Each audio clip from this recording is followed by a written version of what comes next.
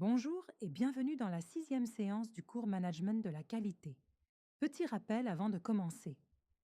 Dans la description et directement à l'écran via le QR code, vous trouverez l'accès à ma bibliothèque digitale. Vous y découvrirez des supports pédagogiques, des planeurs, des stickers et outils créatifs pensés pour rendre vos révisions plus fun, plus visuelles et plus motivantes. L'objectif? Donner vie à vos cours, transformer vos révisions en un moment agréable et vous aider à mieux comprendre, sans ennui. Scannez le QR code ou cliquez sur le lien et maintenant, place au cours. Jusqu'à présent, nous avons clarifié les notions de qualité et de qualité totale, ainsi que les principaux fondements du management de la qualité. Et nous avons bien détaillé la culture qualité et l'implication du personnel, et le rôle du manager qualité. Vous allez trouver les liens des séances précédentes en bas dans la boîte de description. Cette séance est consacrée à la compréhension des normes ISO et leur relation avec le management de la qualité. Alors, qu'est-ce qu'une norme? Une norme est un document de référence officiel, élaboré par des experts, qui propose un ensemble de règles, d'exigences et de bonnes pratiques reconnues au niveau national ou international. Son rôle est d'aider les organisations à travailler de manière structurée et cohérente, réduire les erreurs et les risques, améliorer la qualité et la performance, instaurer un langage commun entre clients, fournisseurs et partenaires. Les normes ne disent pas comment produire, mais comment organiser et maîtriser les activités. Pourquoi les normes existent-elles? Sans normes, chaque entreprise travaillerait selon ses propres règles. Les clients ne sauraient pas à quoi s'attendre. La comparaison entre entreprises serait impossible. Les risques d'erreur, d'accident et de non-qualité seraient élevés. Les normes permettent donc l'harmonisation des pratiques, la confiance entre les acteurs économiques, la maîtrise des processus. Qu'est-ce qu'une norme ISO? ISO signifie Organisation internationale de normalisation, International Organization for Standardization en anglais. C'est une organisation indépendante et non gouvernementale créée en 1947 dont le rôle est de développer des normes internationales communes. Elle ne dépend d'aucun État et ne cherche pas le profit. L'ISO a pour mission de rassembler des experts internationaux, analyser les meilleures pratiques, transformer ces pratiques en normes reconnues mondialement. L'objectif est de faciliter les échanges internationaux, la confiance entre entreprises, la qualité et la sécurité des produits et services. L'ISO regroupe des organismes nationaux de normalisation, par exemple Imanor au Maroc, AFNOR en France, ANSI aux États-Unis, etc. Chaque pays est représenté par un seul organisme officiel. Les normes sont élaborées par des experts techniques, des industriels, des chercheurs, des représentants des consommateurs. Les normes ISO sont donc le résultat d'un consensus international. Pourquoi dit-on que les normes ISO sont volontaires? Les normes ISO ne sont pas des lois. Cela signifie que aucune entreprise n'est obligée légalement de les appliquer et l'État ne sanctionne pas directement leur non-application. Mais, dans la pratique, les clients peuvent exiger une certification ISO. Certains marchés ou appels d'offres l'imposent. Les grandes entreprises l'exigent souvent de leurs fournisseurs. Elles sont donc volontaires juridiquement, mais stratégiquement indispensables. Le management de la qualité est la philosophie, et les normes ISO sont les outils pour la mettre en pratique. Le management de la qualité repose sur l'orientation client, l'approche processus, l'amélioration continue, la maîtrise des risques et l'implication du personnel. Les normes ISO traduisent ces principes en exigences concrètes. ISO 9001 est la norme centrale du management de la qualité. ISO 9001 est la norme internationale qui définit les exigences d'un système de management de la qualité, SMQ. ISO 9001 est donc l'application directe du management de la qualité. Elle impose à l'entreprise d'identifier et de maîtriser l'ensemble de ses processus, d'écouter et de satisfaire les clients, de définir des objectifs qualité clairs, de mesurer la performance à l'aide d'indicateurs pertinents, de corriger les non-conformités et de s'inscrire dans une démarche d'amélioration continue. Une entreprise certifiée ISO 9001 ne garantit pas un produit parfait, mais un système organisé capable de produire la qualité de façon constante. Les autres normes en lien avec le management de la qualité. ISO 14000, 1. Management environnemental. Elle concerne la maîtrise des impacts environnementaux, le respect des lois, la réduction des déchets et pollutions. Lien avec la qualité. Produire de la qualité de manière responsable. ISO 22000. Sécurité des denrées alimentaires. Spécifique à l'agroalimentaire, elle garantit la sécurité sanitaire des aliments, la confiance du consommateur. Lien avec la qualité. La qualité signifie qu'un produit est sûr et conforme aux exigences sanitaires. ISO 45001, santé et sécurité au travail. Elle vise la prévention des accidents, la protection des salariés, l'amélioration des conditions de travail, lien avec la qualité, des employés en sécurité garantissent des processus plus fiables et plus performants. ISO 50001, management de l'énergie. La norme internationale qui définit les exigences d'un système de management de l'énergie. Son objectif principal est d'aider les organisations à maîtriser leur consommation d'énergie, améliorer leur performance énergétique, réduire les coûts énergétiques, diminuer l'impact environnemental, lien avec la qualité. La performance énergétique fait partie intégrante de la performance globale de l'entreprise au même titre que la qualité, la sécurité ou l'environnement. Une entreprise peut combiner plusieurs normes dans un seul système. On parle alors de système de management intégré. Ses avantages sont cohérence, réduction des coûts et vision globale de la performance. Pourquoi les entreprises adoptent ces normes? Les entreprises adoptent les normes ISO pour améliorer leur organisation interne, satisfaire et fidéliser les clients, accéder à de nouveaux marchés, renforcer leur image et crédibilité, réduire les erreurs et les coûts, instaurer une culture d'amélioration continue. Les normes ISO sont directement liées au management de la qualité car elles reposent sur les mêmes principes.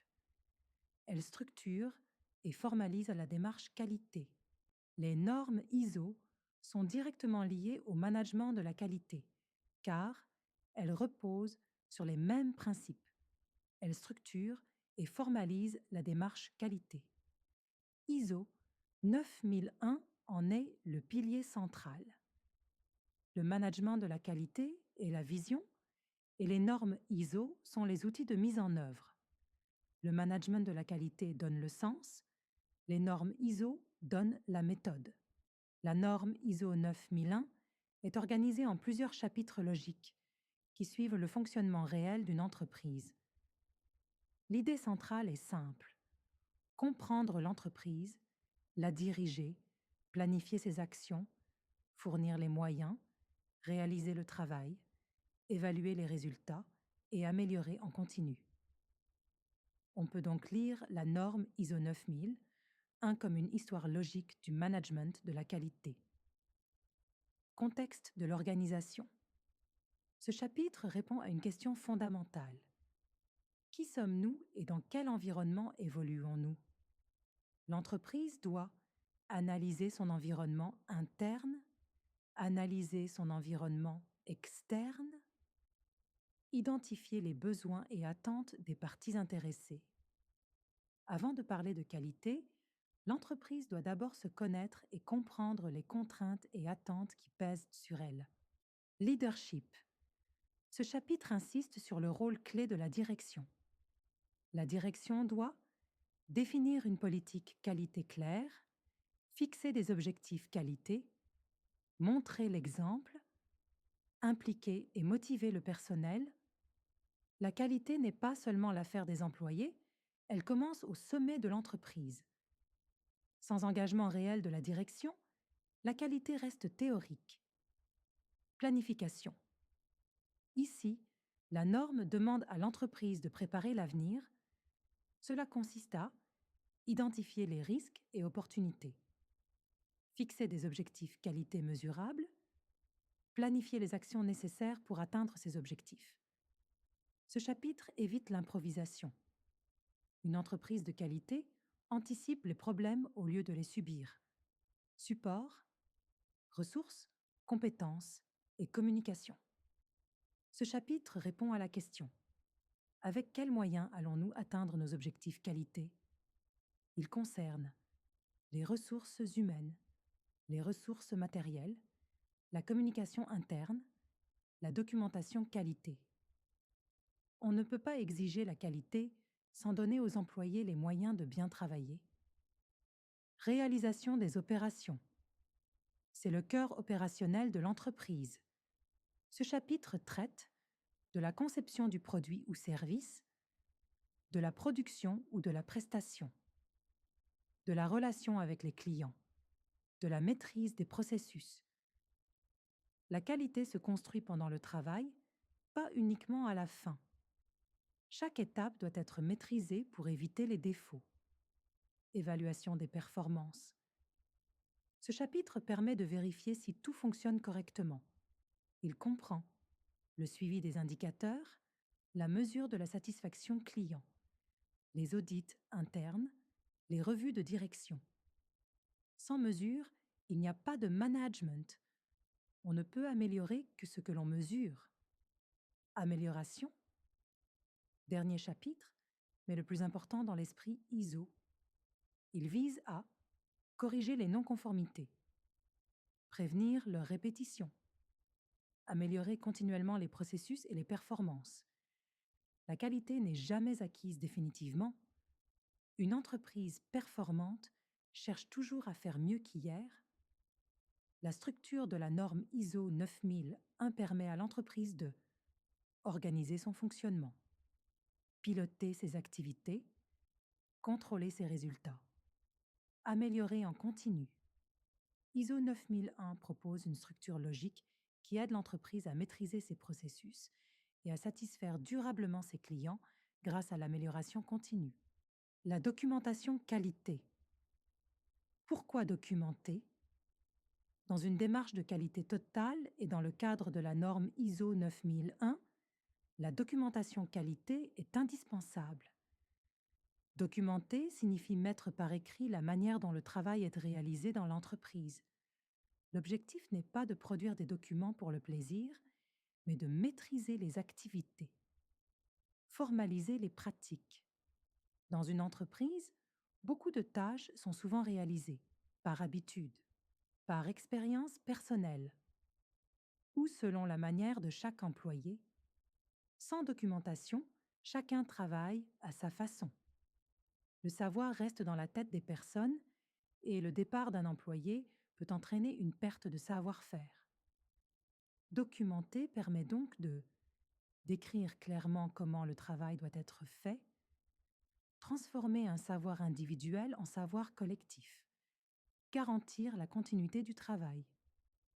Si un employé quitte l'entreprise, un nouveau peut reprendre le poste grâce aux procédures écrites. Assurer la cohérence du travail. La qualité exige que le même travail, réalisé par des personnes différentes, donne le même résultat. Sans document, chaque service peut interpréter les tâches différemment. Il y a des incohérences entre équipes ou entre sites. La documentation permet d'unifier les pratiques, d'harmoniser les méthodes. d'assurer une qualité stable dans le temps. La qualité, c'est aussi la régularité et la constance. Éviter les erreurs. Beaucoup d'erreurs sont dues à des consignes mal comprises, des instructions orales oubliées, un manque de clarté sur les responsabilités. Les documents qualité précisent les étapes à suivre, définissent les responsabilités, servent de référence en cas de doute.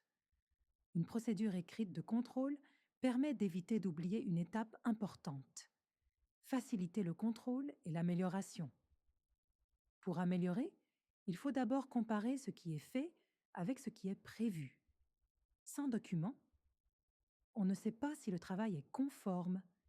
Il est impossible de mesurer les écarts.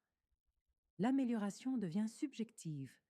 La documentation permet de vérifier la conformité des pratiques, de mesurer la performance, d'identifier les points à améliorer. Idée essentielle, on ne peut améliorer que ce qui est défini, écrit et mesurable. Dans un système de management de la qualité, ISO 9001, la documentation n'est pas composée d'un seul document, mais de plusieurs niveaux complémentaires. Chaque type de document joue un rôle spécifique dans l'organisation et la maîtrise de la qualité. On distingue principalement le manuel qualité, les procédures et les enregistrements. Le manuel qualité est le document central et global du système de management de la qualité. Il répond à la question: comment l'entreprise organise-t-elle sa qualité? Il ne détaille pas toutes les actions, mais donne une vue d'ensemble structurée. Une procédure est un document qui décrit comment une activité doit être réalisée, étape par étape. Elle répond à la question: comment fait-on concrètement le travail? Les procédures expliquent comment travailler pour garantir la qualité. Les enregistrements sont des preuves écrites que les procédures ont été réellement appliquées. Ils répondent à la question: a-t-on bien fait ce qui était prévu? Sans enregistrement, il est impossible de prouver que la qualité est réellement maîtrisée. Les enregistrements prouvent que les procédures ne sont pas seulement écrites, mais appliquées. Grosso modo, les normes ISO, et en particulier ISO 9001, offrent un cadre structuré pour mettre en œuvre la qualité totale de manière formelle, cohérente et reconnue à l'échelle internationale. Nous arrivons au terme de notre séance. Merci pour votre écoute et votre implication, et rendez-vous à la prochaine séance.